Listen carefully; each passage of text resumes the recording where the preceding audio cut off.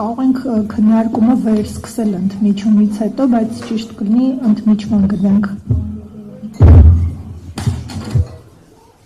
Շնորհակալություն։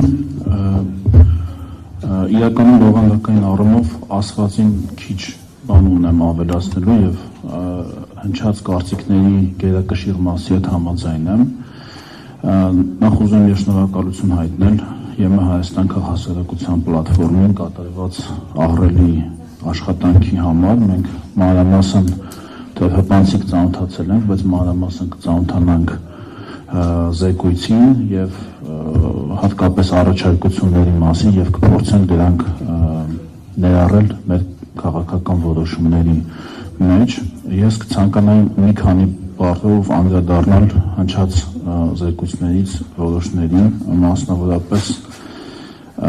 դատական, արդարադատական համակարգին վերաբերող։ Ես ցավով պիտի համաձայնեմ այն կարծիքի հետ, որ մեր դատական համակարգը դեռ ամբողջությամբ կենտրոնացած չէ արդարադատություն իրականացնելու վրա, դա այդպես է եւ դա ես չեմ պատրաստվում հերքել եւ ամեն օր ինձ հասնող այն տեղեկությունները տարբեր մասնավոր անձանցից, ովքեր տարբեր միջոցներով բարձրաձայնում են իրենց խնդիրները, ովքեր այս կամ այն կերպով առնչվել են դատական համակարգի հետ, լինի քրեական վարույթով, լինի քաղաքացիական վարույթով, շատ հաճախ ես նկատում եմ մեր դատական համակարգում հարցերի տեխնիկական լուծում, հարցերի տեխնիկական կողմի բավարարում եւ ոչ արդարադատական բնույթի խնդիրների հասցեագրում։ Մասնավորապես ես մի քանի անգամ սա ազգային ժողովում եմ ասել, իմ տրամաբանությունը հետեւյալն է. ավելի ծանր հանցագործություններով հասցված վնասի հասցեագրումը, դրանցով քննությունը, դատավճռի կայացումը պիտի լինի ավելի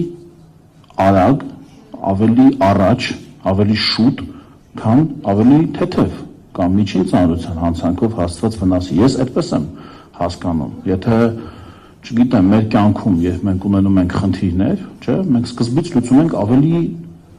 մեծ վնաս պատճառող խնդիրը, հետո ավելի փոքր վնաս պատճառող խնդիրը։ Մեր դատական համակարգում, երբ ասում դատական համակարգ, նկատի չունեմ միայն դատարանները,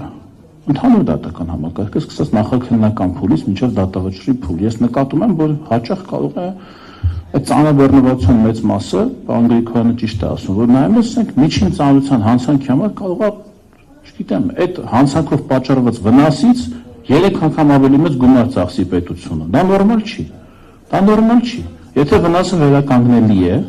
եթե վնասը կապված չի կյանքի, առողջության կամ անվերականգնելի կամ դժվար վերականգնելի կորստի հետ, եթե վնասը ֆինանսական է, եթե վնասը տեխնիկական է, եթե վնասը նյութական է, անթույլատրելի է նյութական վնասի վերականգնելու համար ծախսել այդ վնասից ավելի մեծ գումար։ Իհարկե կան բացառիկ դեպքեր, ես այլ եմ հասկանում, ես իրավաբան եմ, երբ վնասը միայն նյութական վնասը միայն նյութական արտահայտում չի ունենում, ասենք, չգիտեմ, այն օր ազգային ժողովում էլ մենք սա քննարկեցինք, ասենք կան որոշ հանցատեսակներ, ասենք գրպանահատությունը եւ այլը, որը կարող է փոքր նյութական վնաս պատճառել, բայց շատ մեծ կրիմինոլոգիան էֆեկտ ունենալ։ Ես սա հասկանում եմ, բայց սրանք բացառություններ են, որպես կանոն եւ հատկապես կոռուպցիոն հանցանքների դեպքում վնասը պետք է չափել ֆինանսական թվերով եւ հետեւաբար ավելի մեծ վնասի հետևից պիտի գնալ ավելի մեծ էնտուզիազմով լուծել այդ հարցը, հետո նոր դառնալ երկրորդ հերթի խնդրին, հետո երրորդ, հետո չորրորդ, ոչ թե հակառակ ուղղությամբ։ Վիզաների ազատականացման process-ի հետ կապված ես ելի ուզում եմ եւս մեկ անգամ մենք բոլորս արձանագրենք, որ վիզաների ազատականացման հետ կապված ամենամեծ խնդիրը այն է, բարձրագույն քաղաքական մակարդակում որոշում կայացնելու խնդիրը լուծվել է։ Սա ամենամեծ ձեռքբերումն է, որ մենք պիտի նշենք։ Այսինքն մենք տարիներ շարունակ աշխատում ենք այն ուղղությամբ, որ Եվրամիության անդամ երկրները Եվրոպական միության խորհրդում տային այդ համաձայնությունը վիզաների ազատականացման երախտության մեկնարկի։ Առանց այս մեկնարկի ինչ էլ ուզում էր լինել, բիոմետրիկ անձնագրեր լինեին, չգիտեմ, աշխարհի ամենալավ առողջապահական ապահովագրություններ մենք ունենայինք, սահմանների աշխարհի ամենալավ վերահսկողություններ ունենայինք, վիզաների ազատականացում տեղի չեն ունենա։ Ճիշտ այնպես, ինչպես եթե մեկը ձեզ չի հրավիրում իր տուն, դուք չեք կարող գնալ իր տուն։ Շատ պարզ։ Ահա այս հրավերը մենք արդեն իսկ ստացել ենք։ Մնացածը արդեն մնում է տեխնիկական դաշտում։ Երբ ասում եմ, էլի էստեղ, երբ ասում եմ տեխնիկական, նկատի չունեմ հեշտ գործ եւ նկատի չունեմ ապաքաղաքական գործ։ Որոշ դեպքերում գործը զուտ տեխնիկական, ինչպես օրինակ բիոմետրիկ անձնագրերի հետ կապված։ Որոշ դեպքերում մենք ունենք նաեւ որոշակի քաղաքական գիծ տեխնիկական աշխատանք անելու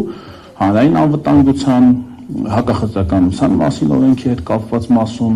առողջապահական ապահովագրության հետ կապված մասում, որը իրենց ենթադրում է ահռելի մեծ ծախս, հետևաբար եւ քաղաքական հարց է դառնում արդեն, որովհետեւ այդ գումարը պետք է գտնել միտեղից կամ կրճատել միտեղից, իսկ դա արդեն դառնում է քաղաքական հարց։ Եվ այս ուղղությամբ եւ կառավարությունը եւ ազգային ժողովում համապատասխան հանձնաժողովները հիմա ահռելի մեծ աշխատանք են տանում, բայց ես միևնույն ժամանակ ցանկանայի նշել վիզաների դյուրացման համաձայնագրի ընթացքը։ Մենք խոսում ենք վիզաների ազատականացումից, բայց չէ՞ որ մենք ունենք վիզաների դյուրացման համաձայնագիր, որը հիմա արդեն ուժի մեջ է, ըստ որի Հայաստանի քաղաքացիները, ինչպես բառն ինքը ասում է, ավելի դյուրին, ավելի հեշտ ընթացակարգով պիտի որ ստանային վիզաներ։ Բայց եկեք փաստենք առանց Այսինքն մինչև պատճառներին անդրադառնալը եկեք նախ փաստենք, որ այսօր Հայաստանի Հանրապետության քաղաքացիները շատ մեծ դժվարությամբ են ստանում վիզաներ։ Եվ ես գիտեմ պատճառներից որոշները դեռ չգիտեմ, բայց մի բան փաստ է, որ ինչ պատճառել որ նշենք, այդ պատճառը մենք կարող ենք սեղմագրել հետևյալ ձևակերպման մեջ, որ փոքր խումբ քաղաքացիների սխալների պատճառով դժում են մեծ խումբ քաղաքացիները։ Այսինքն այն պատճառով, որ ինչ-որ քաղաքացիներ կարող է եւ ինչ-որ խնդիրներ ունենան, ինչ-որ խնդիրներ ստեղծեն, լինեն ոչ բարեխիղճ, կատարեն ինչ-որ տեխնիկական սխալներ կամ նույնիսկ ունենան կատարեն չարամիտ գործողություններ վիզաների դիմելուց։ Իմ կարծիքով, սա չպիտի ազդի բարեխիղճ քաղաքացիների վիզաներ ստանալու process-ի դյուրինության, հեշտության վրա։ Հակառակ դեպքում, չգիտեմ, մենք մտածելու բան ունենք։ Կարծում եմ, որ մենք պիտի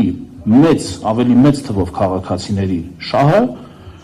գերադասենք 1, 2, 3 կամ 10 ոչ բարեխիղճ քաղաքացիների ոչ բարեխիղճ կամ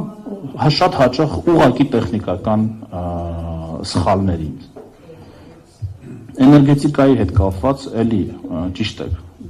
է ամեն ինչ ասված, պարոն Խուրշուդյանը խոսեց սուբսիդիայի դադարեցումից,